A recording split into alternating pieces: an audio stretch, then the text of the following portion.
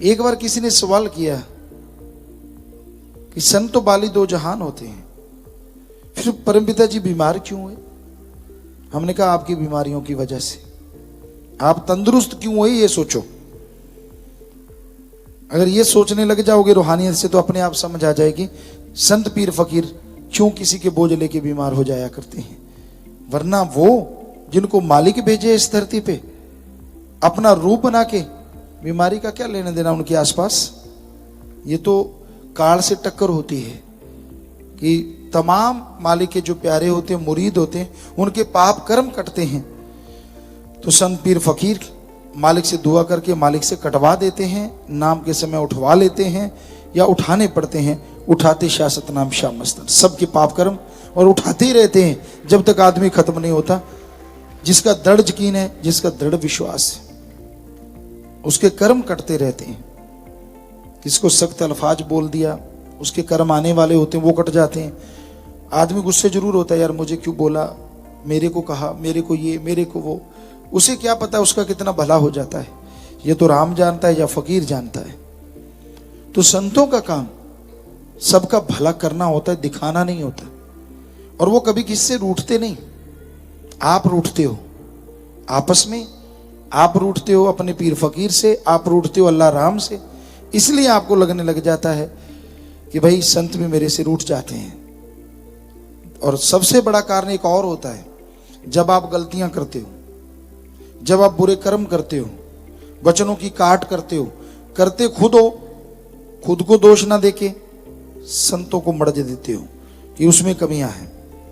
तो हकीकत है हमने अपने मुर्शिद शाह सतनाम शाह मस्तान में ना कोई कमी देखी, ना देखी है और ना देखेंगे।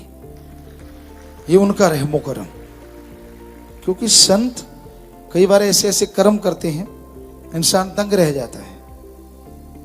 एक बार कबीर साहब जा रहे थे तो उन्होंने साथ में शायद रविदास जी और एक और को वैश्या थी, उनको ले लिया। और शराब की ऐसा लगा बोतलें पीते जा रहे हैं, सभी को 4-4 5-5 बोतलें थमा दी कि सारे पकड़ लो भाई। तो बोतलें पकड़ ली, एक एक 2-2 सबके पास। खुद ऐसे बोतल ले ली साथ में, एक आधी घूंट पी भी। और एक राजा थे उनके, राजपूत वीर सिंह जी शायद, अभी पूरा ख्याल में नहीं, तो उनके दरबार में जा पहुंचे। तो देखना ये था, लोग ये कहते थे कि वीर सिंह तो कबीर साहब के बहुत बहुत बड़े भक्त हैं। जब भी कबीर साहब जाते हैं वो गद्दी छोड़ देते हैं और खुद साइड में बैठते हैं। लेकिन उनको अहंकार आ गया था कि मैं ही मालिक का सबसे प्यारा हूं।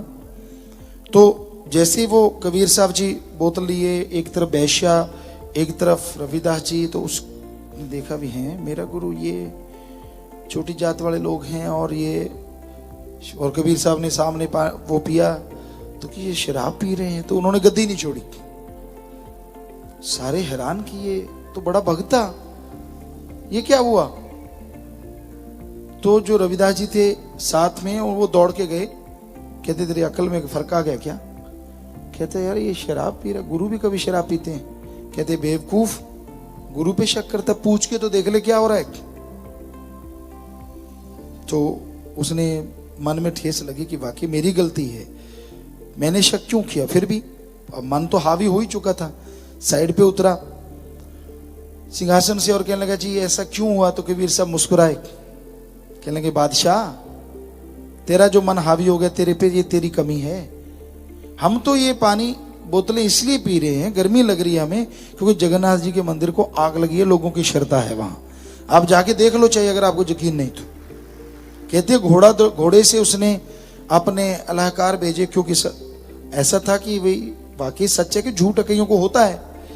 तो वो दौड़ के गए, जो टाइम कबीर साहब जी ने बोतलें उंडेली और पी रहे थे, वाकई उस टाइम वहां आग लगी हुई थी। तो फिर लंबा लेट गया।